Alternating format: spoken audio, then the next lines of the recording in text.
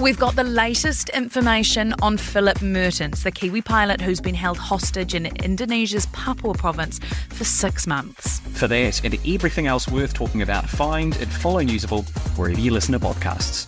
Newsable, brought to you by BNZ. The Indy 500 is almost here, and Kiwi driver Scott Dixon gives us the inside scoop on what gets his motor running. It's the elimination final for the ANZ Premiership, so can the Stars beat last year's reigning champions, the Central Pulse? And with only 2 rounds to go in Super Rugby, what games should we be tuning into this week? Kia ora, I'm Zoe George, and this is The Podium, sports news, but not as you know it from Stuff. Get your milk ready. The Indy 500 is hitting our screens Monday morning, and lining up on the grid will be legendary Kiwi driver Scott Dixon. Although he's won the IndyCar Championship 6 times, he's only stood atop of the Indy 500 podium once. He joined me after training, and I started by asking him this. Indy 500, what a massive, massive race. One of the things that makes it so famous as well, though, is the milk chugging at the end of the race. So please tell me you're not lactose intolerant. No, definitely not. I think at any point, even if you were, you drink anything at that stage. If you get to win the race, I think there was one upset maybe many years ago where somebody, turned down the milk and actually drank orange juice. That was his sponsor at the time. But no, it's... You used to get a lot better choices. You used to be able to pick like chocolate milk, strawberry milk. Now it's just, I think it's fat-free 2% and full fat. So that's about it now. And sticky as well, stinky and sticky. It is. So this is another huge race. You've only won it once. So I imagine that you are gunning to get back on the podium. What's the strategy and what's the game plan for this race? Do you just go hard and fast, or are you really calculated? Yeah, it kind of depends. This will be, I think, my 20th or 21st, I think, Indy 500. So, from when I first started in 2003 to now, the style of racing is very different. You used to be able to trim out, be aggressive, do a low drag kind of setup and break away from the pack, which is, kind of the racing when we won in 2008. Now it's a little hard to break away, so it's more about having a car that's good over the long run and able to pull up and pass, cars for when it counts, and then a pretty big and heavy shootout at the end. So it depends. I think typically kind of lap 160-ish around there can always be a split of strategy too, where, you try to make it all the way to the end, or you try to stop with one to go, or make one stop to go. It's definitely the biggest race in the world. It's the hardest race in the world to win. I think I've finished second here 5 times, and maybe 3 or 4 of those are under caution, so you couldn't even race for it. So those are probably the most disappointing ones, but still, to be able to be here and one of 33 drivers that get to race, and one of, I think, about 70 in the world that have ever had the opportunity to win this race. So it's definitely pretty special, and just the history. It's over 100-year history here, generations sitting in the same seats. It's wild. It's definitely an institution, and one that I'm lucky enough to be here. Well, I have to ask, because you're just, in very basic terms, just driving around an oval, right? It's just an oval track. Yeah. So do you not get dizzy? No, some of the smaller tracks, some of the smaller ovals, I think what used to be maybe a 7/8, I think, is Iowa maybe, which is our shortest, or a half mile or something like that. Mile ovals are typical. Those are very quick. You're doing a lap in about 18 seconds or 19 seconds, maybe even less at some of them. And when you step out of the car, you can feel like you're a bit dizzy. But here at the Speedway, it's a 2.5 mile circuit, 4 90-degree lefts. Doing it at almost 250 miles an hour is pretty insane. So physically, they're not crazy, but mentally, it's extremely draining. Just because you're on the edge, you're within inches of other cars doing 230, 240 miles an hour. And then the downside, obviously, is that the wall is at 0. When you hit it, it's a very big hit. So a lot of these hits here at Indianapolis are over 100 G, which is 100 times your body weight is how hard you're hitting that wall. So that's one you try to avoid for sure. But it's definitely very special, very obviously American style of racing, and we're lucky to be in a sport with the NTT IndyCar Series where we have road courses, street courses, short ovals, super speedways. So it's fun to have a mix. Goodness me, that is rather fast, but you also, not only do you have to be mentally fit, you're dealing, as you were saying, with those cars just being inches away from you, but you have to be physically fit as well, right? All of those G-forces, what a toll that must take on your body. Yeah, absolutely. I'd say our street courses are probably the most physical. We train 6 days a week, 2 hours in the morning, 3 of those days is another 2 hours in the afternoon. The car, especially now that it has the canopy on it, it gets very hot in the car now too. So that's been a difficult portion of it. But some drivers are at 180 beats per minute for the 2-hour period. Like they're flat out. Because I guess in your pit stops you try to take as few as as you can, and I guess there's not enough time in your pit stop to take an actual pit stop. No, the pit stops are quick. I think we're 7-8 seconds at most. Maybe some of them are down to 4 or 5 seconds. And you actually do have water on board, so you have like a Camelback that has a pump and you can drink, which I'm not sure how big it is, maybe 32 ounces or something like that. So you can definitely get some refreshments, but you definitely try not to wee in the car, that's for sure. So you said that you're coming, that you may be coming back to New Zealand later in the year for a bit of a visit. Are you still a Kiwi? Would you ever move home permanently, or are you full on Team USA? No, I love New Zealand. New Zealand is home. The only downside is that I don't get to come home as much as I would like. It's kind of once or twice a year at most. Definitely more difficult with younger kids, especially last year, when we came down for Christmas, we were coming from England. So, it's definitely a bit of a long haul. But I think at some point, once I'm done maybe with the racing side of things, we still have a home in New Zealand. And at some point, we'll be based out of Auckland, that's for sure. And maybe not Auckland, actually. I'm thinking maybe South Island. We'll see. Oh, South Island. Okay. And you've got 3 kids. You've got 3 children. Do they want to be racers like you, or do they want to be All Blacks and Black Ferns? Yeah, they need to go to school in New Zealand, I think, is the problem. Tilly, I would say, is very much, she's our 11-year-old girl. She's into horse riding. She's a very good runner, like her mother. Emma was a runner for Great Britain in 800 metres. Poppy is a great runner. She's big into dance and drama. He's only 3, but he's car mad, so we'll see where that goes. But the problem with bringing him to the track right now is that he thinks he can get in and drive the car that I drive, and he just has a complete meltdown if you don't let him in it. So, but I hope, if that's what their passion is, we'll definitely try to help them and see where that goes. Well, I'll let you go shortly. I've got a couple more quick questions, and then I know that you've got to get back to training and prepare for Indy 500, which is super exciting. But the 24th of September was named Scott Dixon Day. Is it strange having a day named after you? I think that's pretty awesome. Who wouldn't want that? I think why isn't every day Scott Dixon Day? No, it's definitely it's amazing to see the support that we've had here in America, but obviously back home. And again, I just wish I was able to get back home more often. So let's have more Scott Dixon Days. Yeah, how do you celebrate Scott Dixon Day? Probably just with a cold beer, maybe a milk, depending on how I'm feeling, and throw it about a little bit. But no, it's nice, casual, maybe at the pool, chill out, And is it true that you once swerved your car onto the grass to avoid hitting a family of ducks? Yes, so I was only 13 years old, and part of getting your racing license, we found like a little loophole. I had to have stewards come and watch me drive, and I had one of them sitting in the car with me, and I didn't want to kill them. So I avoided them and spun the car and nearly had a massive crash with a passenger in the car. Luckily, we skidded through the grass at Pukekohe Raceway and came up, about that short of the wall. So it was pretty lucky. The ducks were fine.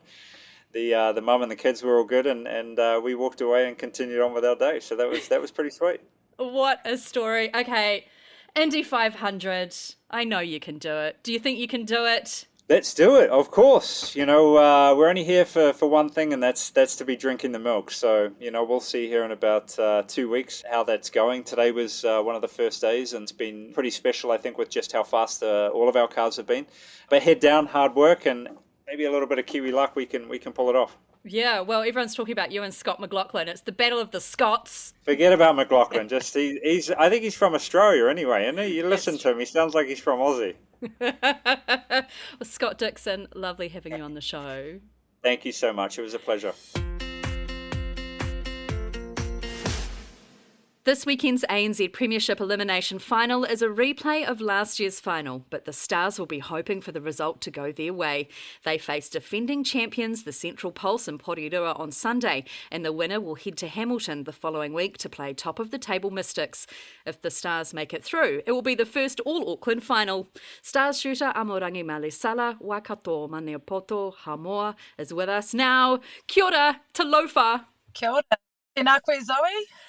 So this is a replay of last year's final. How are the nerves? Yeah, we obviously going into a crucial match like this, there are nerves, but I do feel that we've done the work and we've learnt from our mistakes. So hopefully we can take that going forward into today, into this weekend's match. So what's the game plan, obviously, other than scoring more goals than the Pulse?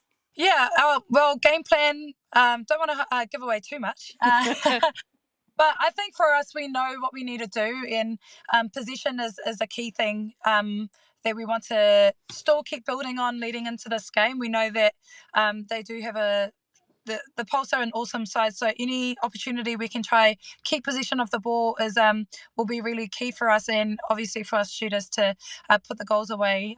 Defensively, they just, they're a relentless defensive end. So I guess what I'm trying to say is that everyone across the board in our 10 have a role to play, whether you're on, whether you're not. So it's going to take a team of 10 to get us over the line this weekend. Are you surprised that the Stars are there? Saying that you were finalists last year, weren't you? Yes, well, we were in the same situation last year, playing in the elimination finals. We know what it's like. We had to come across the Mystics last year to get into the finals, so that's not a position that we're not familiar with. However, playing the Pulse this time round quite early on, obviously credit to Mystics for getting through.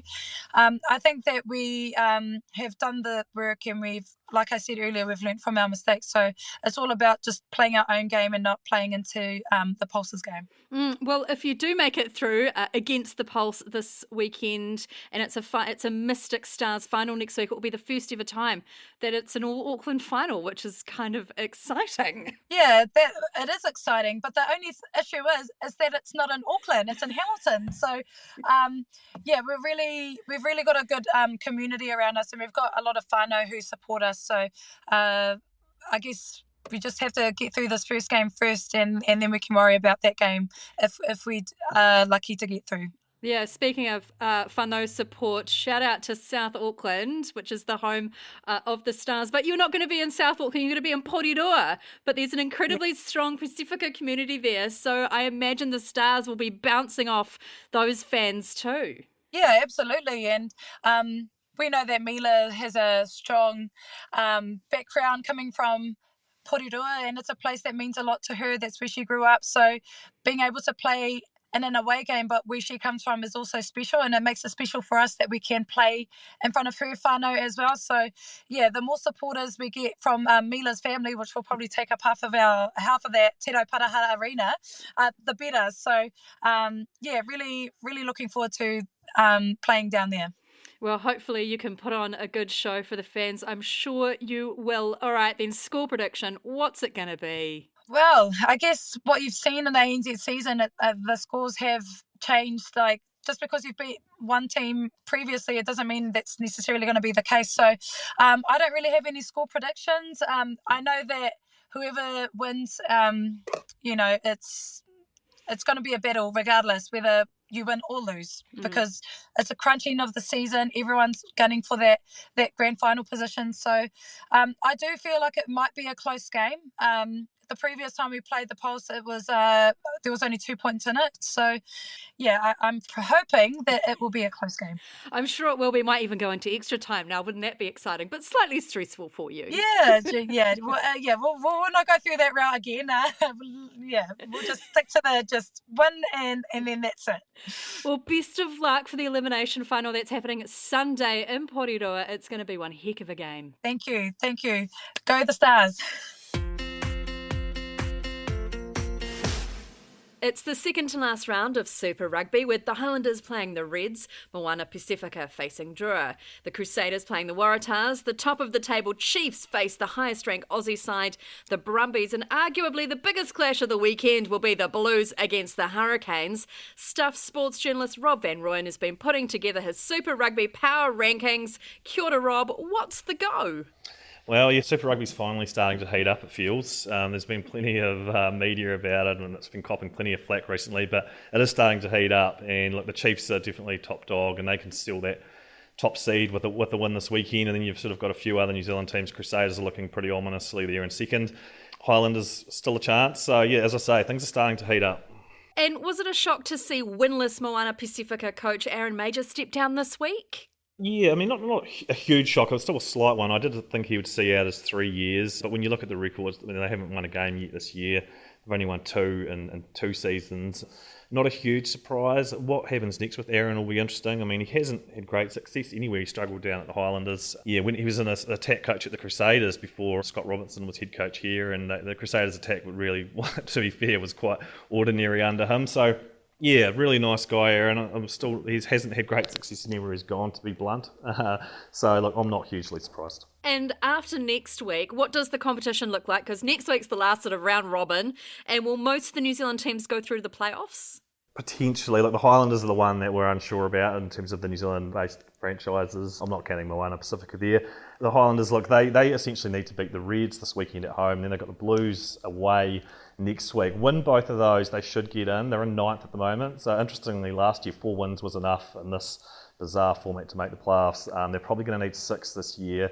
You've got the Drua, who are a real chance to get in. So, yeah, as I say, things are heating up. But the other big one this week outside of that Hurricanes Blues game, which is going to have a big say in the top 4 in home quarters, is that Brumbies Chiefs game. If the Chiefs win that this week, the top seed is theirs, and they can essentially give their big guns a rest against the Force in Perth next week, which will be a nice wee opportunity for them ahead of the playoffs. Well, the Chiefs have been playing incredibly well. They are absolutely ones to beat this season. I'm sure Chiefs fans will be pleased to hear that statement. So what's your predictions then for this weekend? I'd imagine that the Chiefs will go over to Canberra and win that one and get that top seed. Crusaders shouldn't have any issues with the Waratahs, who have won 4 straight, but that looks like they're going to rest a few names. Probably the main one this week will be, I mean, the Blues will beat the Hurricanes in that match you mentioned earlier on. That's my prediction there. Come on, I'm a Hurricanes fan. I know. I just can't see the Blues not winning that one. And I'm tipping the Reds to beat the Highlanders in Dunedin and essentially killing off their playoff chances. Oh, so maybe next week might be it for Aaron Smith, who is farewelling the Highlanders. That's right, yeah, and this will be his last home game. He's done, so that'll no doubt be a wee bit emotional for him this week. And then they've got 1 game left in Auckland against the Blues next week, and that'll be him. So unless, of course, they make the playoffs, they are a chance, but I don't think it's going to happen. They're a chance. I'm sure Highlanders fans are praying to the rugby gods. Rob Van Rooyen, is Super Rugby boring? Before we go, is it boring? No, look, it's got its flaws, it's got its issues. I'm dead against 8 teams making the playoffs in a 12-team comp. It should be 6 at the most, but I think 4. I'm not a fan of rest weeks, teams being dictated to having rest guys, and the timing that some of these teams, we saw the Hurricanes last week, I'm not a fan of that. It really takes the shine off. But I wouldn't say it's boring. I think the Drua have added a lot this year. They've been fantastic. And there's been still a lot of really good rugby played.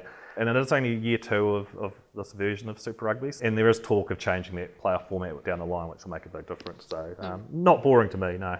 Well, the Drua fans are definitely have been spicing it up. They are fantastic fans. Thank you so much, Rob. All good. Here's what else is making headlines. New Zealand boxer Joseph Parker has scored a first-round knockout win over Australian Fainga Opilo in their heavyweight bout in Melbourne after he said his boxing career was on the line. He now wants to fight those he's lost to in the past in hopes of reclaiming the WBO heavyweight title. Watch this space. The All Whites under-20s drew 2-2 with Uzbekistan yesterday at the Under-20 World Cup, following a 1-0 win over Guatemala. Their next game is against Argentina on Saturday morning New Zealand time.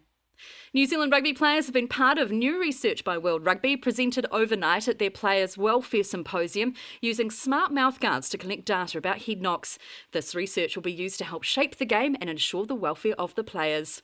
And if you're after thrills and spills and happen to be in the capital this weekend, check out the first round of the Richter City Rebels roller derby season Saturday at Kilburnie Rec Centre from 5 p.m. So exciting. And that's The Podium. I'm Zoe George, and on behalf of our guests this week, producer John O'Williams and Philippa Tully and audio editor John Droppiha, thanks for listening. Will you be tuning into the Indy 500? Tell us at thepodium@stuff.co.nz. Until next Thursday, ka kite anō, go well. Investing, KiwiSaver, retirement, compound interest, budgeting, financial planning. Are you still awake? Ever think it was time women got a seat at the table when it comes to talking and understanding finance? Yeah, us too. This is Power, Money, Security, a podcast redefining PMS for financially empowered females. And yes, I'm talking to you, you incredible wahine. You'll hear from amazing women who are passionate about making the financial world more accessible. You'll hear inspiring stories from women leading the charge in making money and in creating pathways for other women to come along. And you'll get real-world advice on how to get our finances in order and plan a strong financial future. Listen and subscribe to Power, Money, Security, brought to you by The Table, where Kiwi women talk money, sponsored by Mercer.